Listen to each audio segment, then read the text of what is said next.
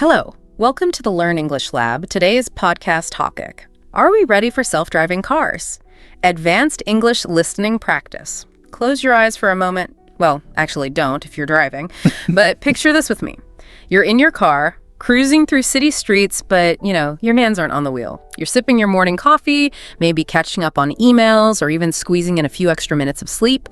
Your vehicle is just effortlessly navigating rush hour, smoothly avoiding pedestrians, expertly weaving through traffic, all without a single input from you. No stress, no road rage, just you, completely relaxed, and your destination getting closer by the minute. It sounds like something from a far-off future, doesn't it? It really does. But what's so remarkable is that this isn't just a fantasy anymore. This promise of self-driving cars is rapidly becoming a tangible reality. Autonomous vehicles are already beginning to appear on our roads, with major players actively deploying their systems and really leading the charge in this new era of transportation. It's astonishing how quickly this technology has moved from concept to deployment. Really quite something. But here's the million-dollar question that this deep dive is going to try and unravel. Are we truly ready for them? Are our roads, our intricate legal frameworks, and our collective human mindsets actually prepared to hand over control to these intelligent machines?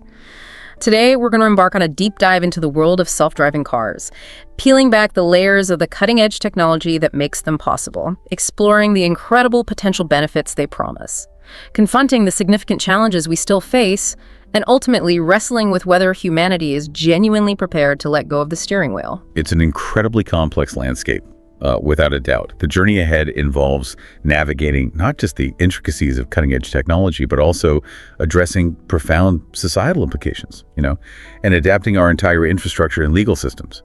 There are so many diverse facets to this discussion, and honestly, we're just at the beginning of truly understanding the full scope of what's to come. All right, let's unpack this then. Before we get too far into the wild ride of promises and pitfalls, let's maybe pull back the curtain on what's actually under the hood of these machines. What exactly are we talking about when we say self-driving car? What defines these vehicles beyond just being a cool futuristic gadget? Right. Well, at their very core, these vehicles are essentially sophisticated mobile robots, but purpose-built for transportation. They are packed with an intricate array of cutting-edge technology. Think a combination of high-definition cameras that see the world in detail, radar systems that detect objects and their speed, LiDAR, which uses laser pulses to create a 3D map of the surroundings, and ultrasonic sensors for close-range detection.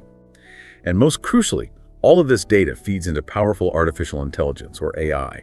This AI processes everything in real time, allowing the car to perceive its environment, predict what might happen next, and navigate roads without needing any human input.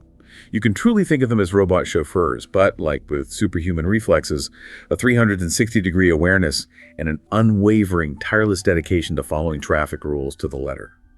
To bring some clarity to this rapidly evolving field, the Society of Automotive Engineers, or SAE, has developed a pretty clear breakdown of vehicle autonomy into 6 distinct levels. It's a very helpful framework for understanding the progression, from zero automation to full self-driving. Okay, yeah, that sounds like a crucial framework for understanding where we are and where we're headed. Could you walk us through those 6 levels, maybe from zero all the way to that ultimate dream of full automation? Absolutely. It starts quite simply, almost trivially, but it's important to set the baseline. Level 0 is no automation. This is just your standard, conventional car. The human driver is fully responsible for all driving tasks at all times: steering, accelerating, braking, watching the road. There's no automated assistance whatsoever. It's all on you. Got it. Standard car. Exactly. Then we move to level 1, which is basic assistance. Here, the car offers some fundamental help, but it's limited to one aspect of driving at a time. Think of adaptive cruise control, which maintains a set speed and distance, or maybe lane keeping assistance, which helps nudge you back if you drift. But you, the human, are still fully in charge of the other driving functions, even if the car helps with one thing. Okay, so it helps a bit, but you're still driving. Precisely. Level 2 is partial automation. This is where things start to get significantly more integrated. At this level, the car can simultaneously handle both steering and acceleration braking. A prominent example that many people are familiar with is certain advanced driver assistance systems in popular electric vehicles today. Now, while the car performs these tasks, it critically requires constant human supervision. The driver must remain attentive, usually with their hands on the wheel, always ready to take over at a moment's notice if the system, encounters something it can't handle or disengages. So it's more like a co-pilot than the car driving itself completely? That's a good way to put it, yeah. It's a co-pilot. Stepping up, we have level 3, conditional automation. This is a significant leap. At this stage, the car can actually drive itself in specific, clearly defined scenarios, like maybe on highways under certain optimal conditions. The key distinction here is that the human driver is no longer required to constantly monitor the environment. They could, for instance, watch a movie or check their phone. Oh, wow. Okay. However, and this is a big however, they must be prepared to intervene and take over control when prompted by the system. The car isn't designed to handle all possible situations independently. If it encounters something it can't manage, it will alert the human to take over within a few seconds. I see. So you can relax a bit, but you still need to be ready to jump back in. Exactly. Then, level 4 signifies high automation. Here, the car can handle most driving tasks entirely on its own within what's called a defined operating domain. This typically means specific geographical areas like a particular city or maybe certain environmental conditions. Within these defined areas, the car can operate without any human input, meaning you could potentially nap or even exit the driver's seat. If it encounters a situation it can't handle outside its domain, it will safely pull over or come to a complete stop. It doesn't need a human to take over. Okay, that's getting much closer to the dream. Defined areas, though. Right. And finally, the ultimate goal, the visionary future, level 5. Full automation. This is the absolute dream scenario. The car can drive anywhere at any time under any conditions, requiring absolutely no human intervention whatsoever. In a true level 5 vehicle, there wouldn't even be a steering wheel or pedals because a human driver would simply never be needed. The car is the driver. Wow. Level 5 sounds incredible. So if level 5 is the ultimate goal, that sci-fi dream, where are we actually right now? I mean, in terms of what's truly on the road for everyday use, are we seeing level 4s and 5s zipping around? Right now, most self-driving vehicles you encounter on the road are operating at level 3 or probably more commonly level 4 autonomy. For instance, some specialized driverless taxi services, in major cities like Phoenix and San Francisco, they're excellent examples of solid level 4 systems. They operate fully autonomously in specific designated areas without any human safety driver present in the car, handling all aspects of the drive. Okay, those robo-taxis. Exactly. In contrast, many advanced driver assistance systems found in popular consumer vehicles today, despite their advanced capabilities and sometimes ambitious names, are generally considered to be closer to level 2, or perhaps at best, a very advanced level 2 plus system. They still require significant human oversight and intervention, meaning the driver must always be fully engaged and ready to take over. Right, like we discussed with level 2. Yes. So while progress is incredibly impressive and we have real deployed autonomous systems out there, level 5 that truly universal, anywhere, anytime, self-driving capability that remains a future goal, something we're still striving for, definitely not a current reality. Understood. So we're not quite at the nap in the back seat on the highway to anywhere stage yet. Not just yet, no. But even with level 3 or 4, what's the big deal about these cars and why should we care? Beyond just the cool technology, what's the real tangible impact they could have on our lives? You're right to ask that. The implications are quite profound, actually. Self-driving cars are far more than just a cool gadget or a technological novelty. They genuinely have the potential to revolutionize how we live, how we work, and how we move about our world. The benefits could touch nearly every aspect of our daily lives. And that's why there's so much excitement, from engineers to urban planners to everyday commuters like us. Let's start with what seems like the most obvious and critical benefit, something that touches everyone: safety.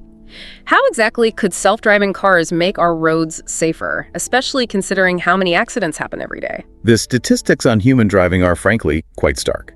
Human drivers, by their very nature, are fallible. We get distracted by our phones, we get sleepy after a long day, we become impatient in traffic, and unfortunately, these very human traits are reflected dramatically in crash data. Research from transportation safety organizations consistently reports that a staggering majority, often cited around 94% of car crashes, are directly attributable to human error. 94%? Wow. Yeah, it's huge. This includes everything from texting while driving and speeding to driving under the influence. Self-driving cars, well, by their very design, they're not susceptible to these human flaws. Their advanced sensor systems provide a constant 360-degree view around the vehicle. They can detect obstacles and react far faster than any human possibly can, and they adhere strictly to traffic rules without ever getting bored or frustrated or emotional. One recent study projected that with widespread adoption, autonomous vehicles could potentially cut traffic fatalities by as much as 80%. 80%? That's incredible. Think about that for a moment. An 80% cut in traffic fatalities. That's not just a statistic, it's the potential to virtually eliminate the leading cause of accidental death for young people in many countries. It's about preventing tens of thousands of families from experiencing unimaginable loss every single year. Globally, millions of people die in road crashes each year. If self-driving cars can truly deliver on their safety promise, that devastating number could decrease quite dramatically. This isn't just about convenience, it's potentially a profound public health revolution waiting to happen. That's a truly massive potential impact, saving so many lives and preventing so much heartache. Okay, and beyond safety, what about the daily grind of commuting? Can these cars really help us beat traffic and reclaim our precious time? Because for many of us, that's hours every week just staring at the taillights in front of us. Absolutely. Anyone who's spent time stuck in bumper-to-bumper traffic knows how much precious time that steals from your life, how much it just grates on your patience. Self-driving cars are engineered to fundamentally alter this experience. They can optimize routes in real time, communicate with other vehicles on the road to coordinate flow, and drive with an efficiency and consistency that human drivers simply can't match, leading to a significant reduction in congestion. For instance, a recent university study found that if just a small percentage, like maybe 10% of cars on the road were autonomous, it could improve traffic flow by a remarkable margin, maybe 35% in urban areas. Just 10% could make that much difference. Apparently so, according to that study. Imagine smoother commutes, fewer delays, and fewer frustrating moments spent honking your horn. Moreover, with the car handling all the driving responsibilities, you would be free to use that time for whatever you choose. Catching up on emails, diving into a good book, planning your day, or even finally finishing that gripping series everyone's talking about. It literally translates into reclaiming hours of your life every single week that would otherwise be lost to the sheer act of driving. Getting hours of your life back every week, that sounds like a dream for anyone with a long commute. It really does. It's like getting a secret bonus 25th hour in your day. And what about accessibility? Can these vehicles open up new possibilities for people who currently can't drive, truly changing their lives? This is a truly significant benefit, and one that often gets overlooked in the broader discussion about autonomous tech. For millions of people worldwide, the inability to drive represents a major barrier to independence and participation in society. This includes individuals with various disabilities, the elderly who may no longer be able to safely operate a vehicle, or even those who simply don't possess a driver's license or access to a car. Self-driving cars could profoundly impact their lives by providing unprecedented mobility. Imagine an elderly person spontaneously deciding to visit their grandchildren across town, or someone with a physical disability being able to commute to a job they couldn't reach before. That would be life-changing. Absolutely. It would allow them to get to work, visit friends and family, attend appointments, or run errands without having to rely on others for transportation. A recent report highlighted how autonomous vehicles have the potential to transform mobility for millions, leading to a much more inclusive society. This isn't just about convenience. It's genuinely about granting a new level of freedom, independence, and dignity. And for those of us deeply concerned about the health of our planet, do self-driving cars offer a greener way to get around? Will they truly help us reduce our carbon footprint? They certainly could. A significant number of the autonomous vehicles being developed and deployed today are electric, which immediately means zero tailpipe emissions. So that's a great start. Right, the electric part is key. It is, but the environmental benefits extend beyond just the power source. Autonomous vehicles are programmed to drive with extreme efficiency.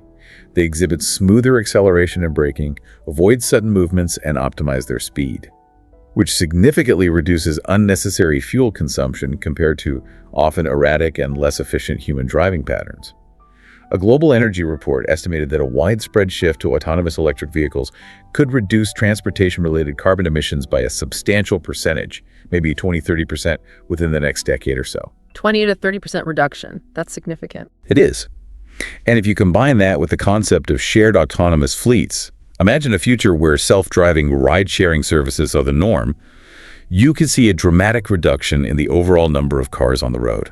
Fewer cars mean less congestion, less manufacturing demand, less parking infrastructure, and ultimately, a healthier planet. It's about optimizing the entire transportation ecosystem, really. So safer, more efficient, more accessible, and greener. That's quite a list of compelling advantages. What about the economic side of things? Can these cars actually save us money in our pockets, both individually and collectively? They absolutely can, and the economic wins are quite compelling, touching both personal finances and broader industry. Fewer accidents, for example, directly translate to lower insurance costs for everyone and less money spent on vehicle repairs or replacements. That's a big one. Lower insurance. I like the sound of that. Right.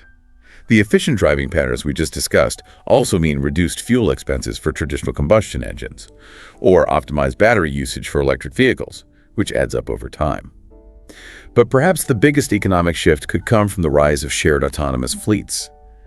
If you could simply summon a self-driving vehicle whenever you need one, the necessity of personal car ownership diminishes greatly for many people. Imagine the savings. No more car payments, no insurance premiums, no maintenance bills, no parking fees. This could save individuals and households thousands of dollars annually. Thousands a year. Wow. Yeah.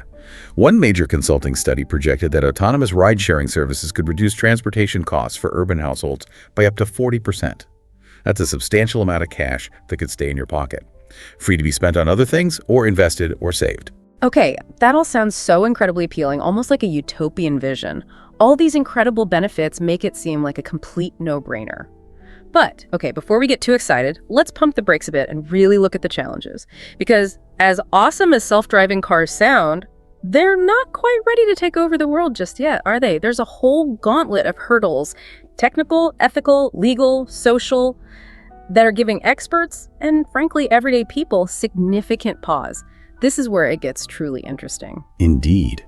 The path to full autonomy is fraught with complexities that go far beyond just building the initial technology. These are intricate, deeply interwoven problems that require multifaceted solutions, involving not just engineers, but lawmakers, ethicists, urban planners, the whole lot. Let's start with the tech itself. You mentioned all those sensors and AI, but it sounds like there are still some pretty significant kinks to work out. I mean, we all know our smartphones glitch sometimes, and this is a car, a 2-ton machine moving at high speed. You're right to point out the complexity. Self-driving cars rely on an incredibly sophisticated and interconnected system of high-tech components. Cameras, radar, LiDAR, powerful AI processing units, all trying to make sense of the chaotic, unpredictable real world in real time. The challenge is that even the most advanced systems have limitations. For example, physical sensors can become blocked by something as simple as dirt or snow or even heavy rain. Right, like if mud splashes on a sensor. Exactly. Cameras can struggle significantly in adverse weather conditions like heavy downpours, thick fog, or even blinding glare from the sun. And the AI, while incredibly sophisticated, can still misinterpret highly complex or ambiguous scenarios that might seem second nature to a human driver. Think about that high-profile incident a few years back where a self-driving test vehicle fatally struck a pedestrian who was walking a bicycle at night. I remember reading about that. Terrible. It was. And while the car's sensors did detect the person, the system didn't correctly classify or react to the object in a way that would have prevented the collision. This incident starkly highlighted significant gaps in the technology's ability to interpret and respond to truly unexpected, nuanced real-world situations. Now, companies have made tremendous improvements since then, absolutely.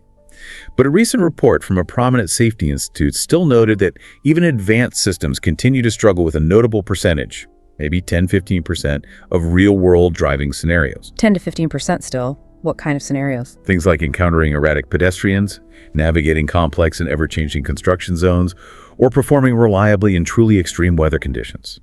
Achieving level 5, the ability for a car to handle any situation, anywhere, flawlessly truly requires monumental leaps in AI capability and an unimaginable amount of real-world testing and validation. We're still seeing a lot of what engineers call edge cases, situations that are rare but incredibly tricky for the AI to handle. That really underscores the enormous technical challenge.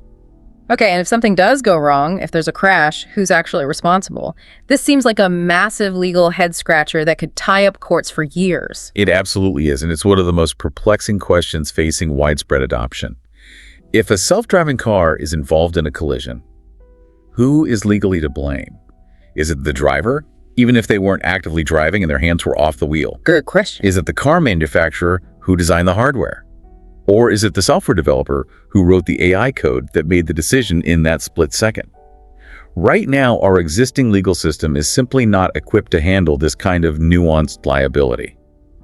In some countries, while some regions like California or Arizona in the US have developed specific rules for testing autonomous vehicles on public roads, there is no consistent national or international standard. This patchwork of regulations creates significant uncertainty. So it varies wildly, depending on where you are. Pretty much. One legal report warned that these unclear and inconsistent liability laws could lead to years, if not decades, of contentious court battles, slowing down progress dramatically. This legal vacuum leaves both manufacturers and consumers in a state of limbo and acts as a significant impediment to widespread adoption. Imagine buying a car and not knowing who's on the hook if it crashes due to its own systems. That's a tough sell for the average person. It's definitely a tough sell. And it's not just about legal liability, is it? It's about programming morality into a machine. These ethical dilemmas, like the classic trolley problem, become terrifyingly real when you put them into a computer chip. How do you even begin to program a car to make life or death decisions? Is there even a right answer? This is indeed a profound and deeply unsettling aspect of autonomous vehicle development, moving beyond pure engineering into philosophy. Self-driving cars will inevitably face split-second life-or-death decisions that are truly ethical dilemmas, not merely technical challenges. Imagine a scenario where the car must choose between swerving to avoid a pedestrian, but in doing so, it risks hitting a cyclist, or perhaps staying its course and harming the pedestrian. How is the AI programmed to make such a decision? Oh, man. Which life, if any, is prioritized? Who dictates the ethical framework for these choices, engineers, governments, or society as a whole? It's heavy stuff. This isn't just an abstract philosophical problem. It's a very real and immediate concern for engineers and ethicists today. A groundbreaking study, often called the moral machine experiment, surveyed millions of people worldwide and uncovered something critical. There is no global consensus on how self-driving cars should prioritize lives in such dilemmas. No consensus at all. Not really. The study revealed significant cultural differences and preferences. For example, participants from some Western countries often lean towards protecting pedestrians, while some Asian cultures indicated a preference for prioritizing the passengers within the vehicle. There were also variations in whether younger lives should be prioritized over older ones or more lives over fewer. Programming these incredibly complex moral choices into AI is an absolute minefield. Companies developing these systems are often understandably cautious, maybe even cagey, about publicly disclosing their specific approaches, fearing significant public backlash if their algorithms become widely known and don't align with everyone's moral compass. It's a conversation we as a society are only just beginning to have, really. Absolutely. We're playing catch-up in a way. And as these cars become more like computers on wheels, constantly connected, that raises a huge red flag for many people. Cybersecurity. Could self-driving cars actually be hacked? Is that a realistic threat or just Hollywood movie fodder? It's absolutely a realistic and critical vulnerability. Self-driving cars are, in essence, highly sophisticated rolling computers. They are constantly connected to the internet, communicating with infrastructure, with other vehicles, and with remote servers. This constant connectivity, while enabling their impressive functionality, also makes them inherently vulnerable to cyber attacks. A recent report from a leading cybersecurity firm explicitly exposed various weaknesses in autonomous vehicle systems. These vulnerabilities range from relatively minor inconveniences like GPS spoofing tricking a car's navigation system into thinking it's somewhere it's not. That could be annoying or dangerous. Exactly. But it goes to far more sinister threats, like remote takeovers of critical functions, such as steering or braking. Whoa, remote takeover, Yeah. like in the movies. Potentially, yes. Imagine the sheer chaos if a malicious actor or a rogue state were to seize control of an entire fleet of self-driving taxis in a major city, perhaps even causing them to drive erratically or halt simultaneously. The potential for disruption, economic damage, or even widespread physical harm is enormous. Protecting these vehicles from such threats requires military-grade encryption, continuous and rapid software updates to patch newly discovered vulnerabilities, and constant vigilance from manufacturers and security experts. It's an ongoing, high-stakes cat-and-mouse game where the consequences of failure are incredibly severe. That's sobering. Okay, beyond the tech and the hackers, there's the messy unpredictability of human beings. How does the human element, our completely erratic, unpredictable behavior, fit into a world of perfectly programmed cars? And what about public trust? You hear it all the time. Many people just don't trust machines to drive. That's a crucial and deeply multifaceted challenge. Human unpredictability is a significant hurdle for autonomous vehicles. Think about it. Pedestrians sometimes jaywalk without looking, cyclists might dart unexpectedly into traffic lanes, and other human drivers. Well, let's just say they don't always signal or follow lane discipline or drive predictably. Tell me about it. Right. Self-driving cars must coexist with human drivers, cyclists, and pedestrians for the foreseeable future. And navigating this mixed traffic environment is incredibly tricky. A recent university study, for example, found that autonomous vehicles often struggle to predict nuanced human behavior in these mixed traffic situations. This often leads them to adopt overly cautious, almost timid driving patterns, which can sometimes be frustratingly slow or even create unexpected situations for the human drivers around them who expect more assertive behavior. So they might drive too perfectly, in a way. In a sense, yes. They follow rules rigidly, while humans bend them. Beyond the operational challenges, there's the monumental hurdle of public trust. Many people simply don't yet trust self-driving cars, and maybe understandably so. A recent public opinion survey revealed that a significant percentage, maybe around 60% of people, are uncomfortable with fully autonomous vehicles. Their concerns primarily revolve around the fear of losing control, anxieties about potential machine errors, or simply a lack of understanding about how the technology actually works. 60% is a lot of people still uncomfortable. It is.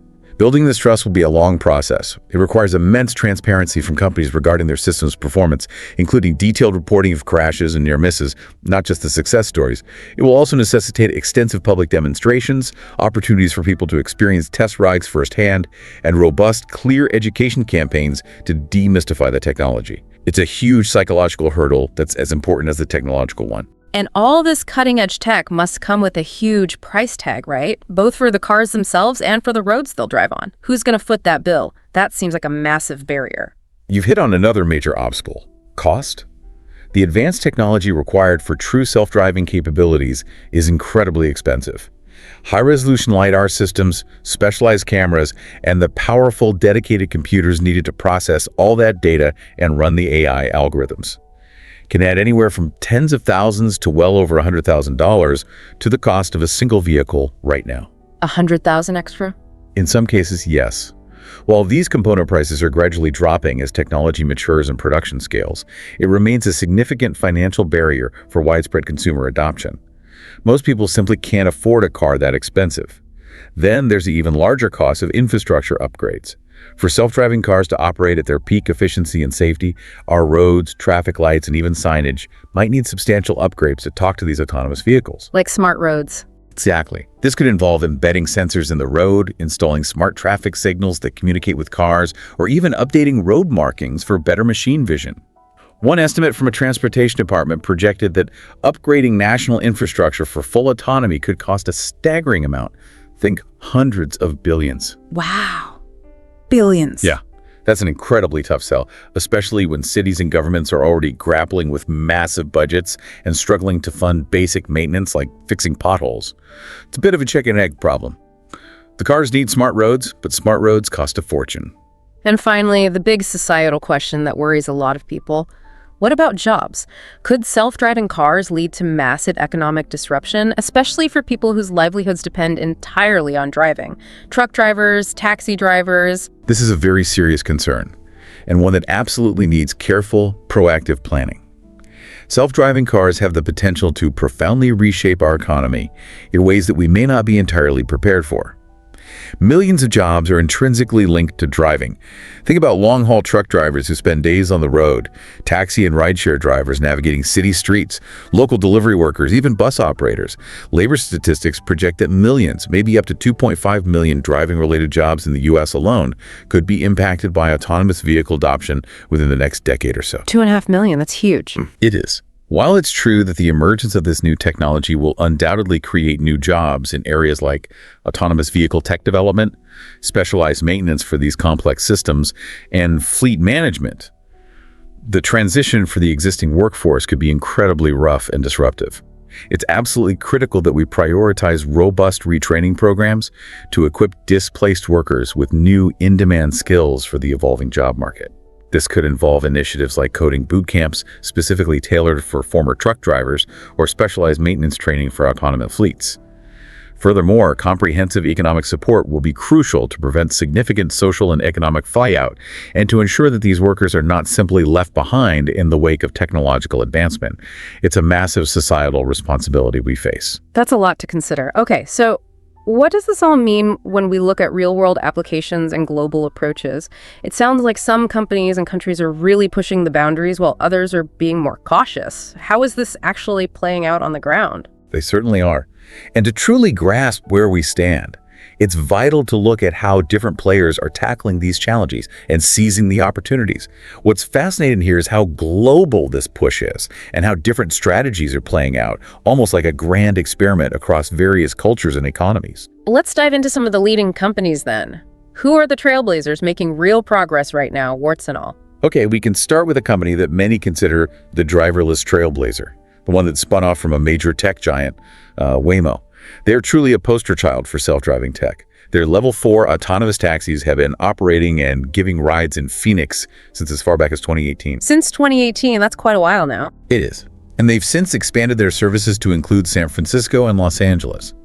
Their vehicles have logged tens of millions of miles, using a sophisticated combination of LiDAR, radar, and cameras to navigate incredibly complex urban environments. Their safety record is remarkably strong with a very low incident rate, though like any vehicle, they have been involved in minor fender benders. Waymo's strategy, which focuses on meticulously mapping and operating within specific, predefined geofenced areas, has demonstrated that level 4 autonomy is achievable and practical in controlled environments. However, this also means that scaling their operations to new cities or expanding beyond their current zones is a slow and rather expensive process. So great tech, but slow to expand. Kind of, yeah. Requires extensive mapping and validation for each new area. Next, there's another very prominent car manufacturer, Tesla, with its full self-driving, or FSD, system. They've taken a notably bold and distinct approach, aiming to achieve autonomy, primarily using only cameras and advanced AI, intentionally opting against the use of LiDAR, perhaps to keep costs down. Their FSE system is capable of handling complex city streets, navigating stoplights, and managing roundabouts. However, it's crucial to remember, as we discussed, despite its advanced features, it's still fundamentally a level 2 or maybe highly advanced level 2+ system. It requires constant human supervision. Right, the driver needs to pay attention. Always. Tesla's strategy heavily relies on real-world data collected from the millions of its vehicles already on the road globally. This provides an absolutely massive data set for training its AI and continually improving its machine learning algorithms, a huge edge in some ways. However, this approach has also led to concerns, notably after some high-profile incidents and increased regulatory scrutiny from safety bodies like NHTSA, specifically looking into its pedestrian detection capabilities in recent years. This ongoing situation serves as a stark reminder that we are not yet at a set-it-and-forget-it stage of autonomy. So a different approach, using real-world data but still facing scrutiny. Exactly. Then we have Cruise, another significant player backed by GM. They've been operating level 4 autonomous taxis in San Francisco using all-electric Chevy Bolts, logging millions of miles in dense city traffic. However, Cruise faced a major setback and significant public backlash following a serious incident in 2023 where one of their vehicles, after being involved in a separate collision caused by a human driver, subsequently dragged a pedestrian. Oh yeah, I remember that was big news. It was. It led to a temporary suspension of their operations by regulators and served as a stark reminder of the immense stakes involved in deploying this technology. Cruise has since resumed operations, but only after implementing stricter safety protocols, highlighting a commitment to learning from mistakes and enhancing system reliability. A tough lesson learned. Finally, let's look east. In China, Baidu, a major tech company, is making rapid progress with its Apollo autonomous vehicle program. They have level 4 autonomous vehicles operating in major cities like Beijing and Shenzhen. China's regulatory environment is generally seen as less restrictive than in some Western countries, which has allowed Baidu to test its vehicles very aggressively, accumulating vast numbers of miles over 15 million by 2025, reportedly. Their Apollo Go robotaxi service is expanding quickly across China. Faster progress due to fewer rules, maybe. Potentially, yes. However, this accelerated pace also raises specific concerns regarding data privacy and cybersecurity, particularly given the sometimes close ties between tech companies and the state in China. Baidu's success clearly demonstrates how regulatory flexibility can significantly accelerate the pace of development and deployment, but it also prompts important questions about the trade-offs involved, especially concerning individual privacy and data control. It's clear that different companies are taking different paths and experiencing different challenges. How does this play out globally? Are there distinct national approaches to self-driving cars, almost like different philosophies? You mentioned China's approach. Yes, and what's truly fascinating here is how global this push is and how different nations are carving out unique strategies based on their distinct cultures, policy priorities, and existing infrastructure. It's definitely not a one-size-fits-all approach. In Europe, the approach is primarily safety first. With its stringent safety regulations and a general societal preference for caution, Europe is moving very carefully. Countries like Germany and Sweden permit only limited autonomous testing, and the European Union's broader safety regulations mandate incredibly rigorous standards for the AI and sensor performance in these vehicles. Major European automakers like Volvo and Daimler are largely focusing on Level 3 systems for highways, prioritizing incremental, verifiable progress rather than rapid, broad deployment. A recent Eurobarometer survey indicated that while about 55% of Europeans are open to self-driving cars, this openness is strongly conditional on safety being absolutely guaranteed. It's all about meticulous validation there. Safety first, cautious steps. Makes sense for Europe. Then there's China, which is going full speed ahead. The government there is all in on autonomy, seeing it as a crucial pathway to dominating the global AI landscape and significantly reducing severe urban congestion. As we discussed with Baidu, less stringent regulations have enabled much faster progress in aggressive testing. However, as a recent report from a strategic studies group highlighted, this raises significant concerns about data security and potential government surveillance. China's approach certainly could make it the first country to achieve widespread Level 4 adoption, but it definitely raises important questions about the broader societal cost, especially concerning individual privacy. Speed versus privacy concerns, a clear trade-off. Exactly. Japan, in contrast, focuses on aging population, new solutions. For Japan, self-driving cars aren't just about convenience. They're seen as a critical solution to a unique societal challenge. With its rapidly aging population, mobility for seniors is a significant priority. Japanese automakers like Toyota and Nissan are specifically testing Level 4 vehicles in rural areas where public transportation options are often limited and the population density is lower. A recent Japan Times poll indicated that a remarkable 70% of seniors in Japan support autonomous vehicles, viewing them as a vital tool for maintaining their independence. Japan's emphasis on accessibility and social support over sheer speed truly sets its approach apart. Using the tech to solve a specific societal need. That's interesting. It is. And finally, we have developing nations which present a different challenge. In places like India or Brazil, self-driving cars face unique and formidable hurdles.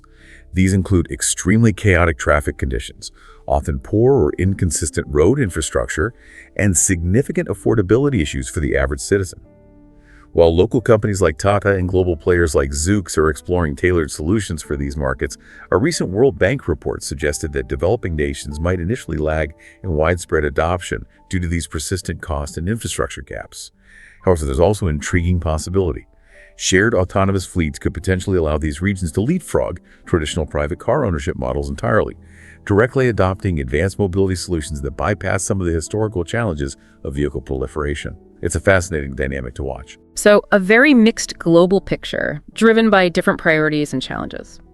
Okay, beyond the technological advancements and legal frameworks, self-driving cars also raise these big questions about ethics and society that will undoubtedly shape how this technology is deployed.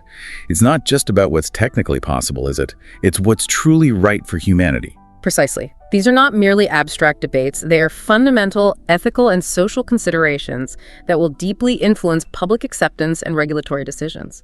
They go to the heart of our values and how we want technology to interact with human life, forcing us to define what we prioritize. Let's revisit that trolley problem in code. You mentioned it earlier, and it just seems so mind-boggling. Can you go a bit deeper into how these moral dilemmas truly play out for self-driving cars and how difficult it is to resolve them? It is mind-boggling, and for good reason. The classic philosophical trolley problem forces a choice.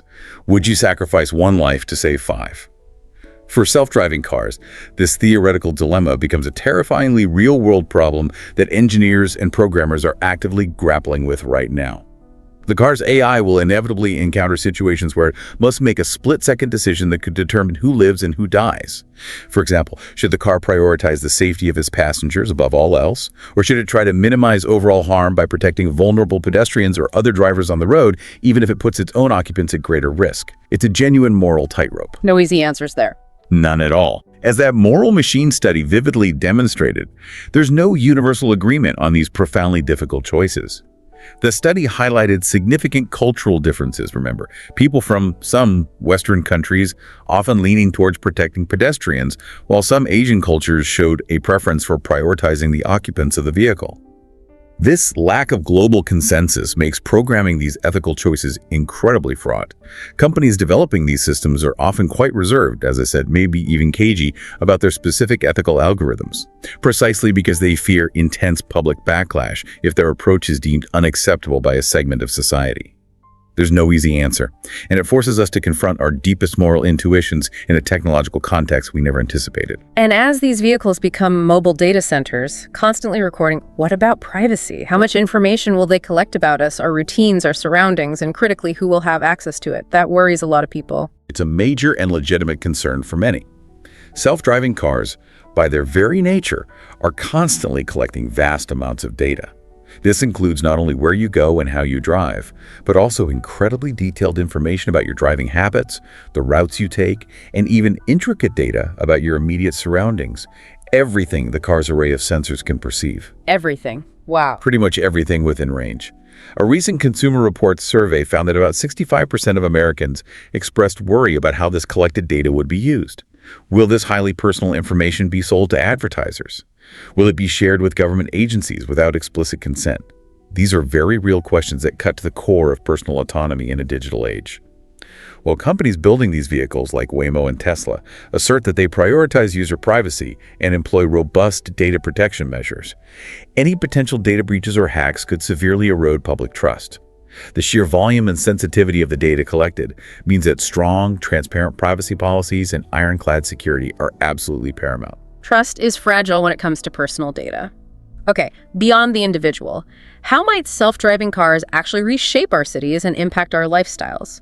Could urban planning and daily life change drastically, almost without us noticing? The potential for urban transformation is immense, yes, and it's a ripple effect that touches everything from architecture to social patterns. Self-driving cars could fundamentally reshape the way our cities are designed and how we experience daily life within them. For instance, if cars can drop you off at your destination and then autonomously drive to a remote parking facility or return to a shared fleet, the need for vast, expensive parking lots in prime urban areas could be dramatically reduced. Imagine cities without huge parking garages. Exactly. Imagine transforming those concrete structures into vibrant parks, affordable housing, or new commercial developments. It could also lead to more shared vehicle fleets, potentially reducing the overall number of cars on the road and lessening urban sprawl by making car ownership less essential for many. One urban planning study, for example, predicted that autonomous vehicles could reduce the need for urban parking by as much as 50% in major cities. This suggests a future where our urban landscapes look quite different, maybe greener and more pedestrian-friendly. That sounds amazing. However, there's also a potential flip side to this scenario, a fascinating paradox. If self-driving cars make commuting too effortless and enjoyable, allowing people to work, relax, or even sleep during their journey, it could inadvertently encourage longer commutes. The sprawl effect. Precisely. This in turn might contribute to increased suburban sprawl, pushing populations further out from city centers and potentially negating some of the environmental and congestion benefits we just discussed. It's a complex interplay of forces that urban planners are keenly observing and trying to model. So, after all this, are we ready for self-driving cars?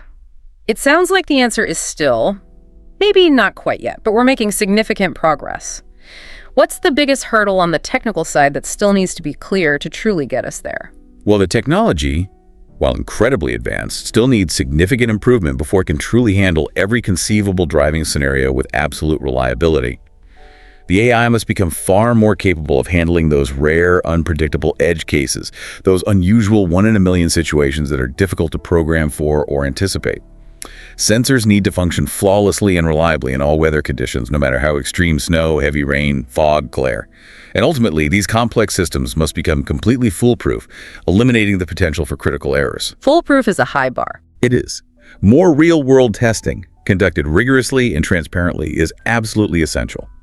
Furthermore, greater data sharing between companies, where appropriate and ethically sound, could significantly accelerate the learning process for the AI. A recent engineering report even suggested that open-source AI models for autonomous vehicles could speed up innovation and enhance safety by allowing for collaborative improvement and scrutiny. And what about the legal landscape? You mentioned it's a bit of a mess right now, state by state, country by country. What's urgently needed there to provide clarity and maybe speed things up? We urgently need clear, universal regulations. The current patchwork of state-level rules in the U.S. and inconsistent international laws creates immense confusion and uncertainty for manufacturers and consumers alike. Key questions like who is liable in a crash or how an autonomous vehicle is officially certified as safe need consistent, unambiguous answers that apply everywhere. International bodies, like the UN's World Forum for Harmonization of Vehicle Regulations, are actively working on developing global standards. But progress is inherently slow due to the complexity and divergent national interests. A unified international legal and regulatory framework would provide much-needed clarity for manufacturers, allowing them to scale their operations with confidence, and it would significantly boost public confidence by ensuring a consistent standard of safety and accountability everywhere. Without that legal consistency, scaling globally is incredibly difficult. That makes perfect sense. Consistency builds confidence. Okay, how do we get people to trust these cars, especially after hearing about some of the incidents we've discussed and just the general human inclination to be wary of machines taking over complex tasks? Building public trust is arguably one of the biggest hurdles remaining, and it's as much psychological as it is technical. It's not just about the technology being safe. It's about people believing that it's safe and being comfortable integrating it into their daily lives. Companies absolutely need to be transparent about their system's performance, and this includes openly disclosing information about crashes and near misses, not just trumpeting successes. Secrecy breeds suspicion. Transparency is key. Absolutely. Public demonstrations, where people can witness these vehicles operating safely in real time, coupled with opportunities for test rides, can go a long way in demystifying the technology and building familiarity. Targeted education campaigns are also crucial to explain how the technology works, its limitations, and its benefits in simple, understandable terms. A recent AAA survey highlighted this perfectly. It found that around 70% of people would trust self-driving cars more if they had the opportunity to try them firsthand. Experience truly fosters trust. Get people in the cars, let them see it works. Okay. And what about the physical infrastructure? Do our roads, our traffic lights, our entire city layouts need a massive upgrade for these smart cars to truly thrive? Can they work well without it? They can work without it, to a degree, but for self-driving cars to achieve their full potential and operate most effectively and safely, yes, our existing infrastructure could use significant upgrades to become smarter. This means investing in smart roads equipped with embedded sensors, connected traffic lights that can communicate with vehicles in real time, V2I, vehicle to infrastructure, and maybe advanced VTV, vehicle-to-vehicle communication systems. These systems would allow cars to receive information about traffic conditions, road hazards, and even traffic light timings directly from the infrastructure, enhancing safety and efficiency beyond what a car's onboard sensors alone can perceive. So the roads talk to the cars. Essentially, yes. We're already seeing promising pilot programs in cities like Singapore and Dubai, which are actively integrating smart infrastructure. However, scaling these advanced systems globally represents that massive financial investment we talked about that governments are still figuring out how to fund. Public-private partnerships will likely be crucial to spread the costs and accelerate the necessary upgrades. Another big check to write. Okay, and back to that crucial point about jobs. How do we proactively support workers who might be displaced by this technology to avoid widespread economic fallout and, frankly, human suffering? It's absolutely essential that we proactively prepare for potential job displacement to avoid significant economic fallout and social disruption. This isn't just a moral imperative, but a practical one for a smooth societal transition. We must invest heavily in robust retraining programs designed to equip workers whose jobs are at risk, truck drivers, taxi drivers, delivery workers with new, in-demand skills for the evolving economy.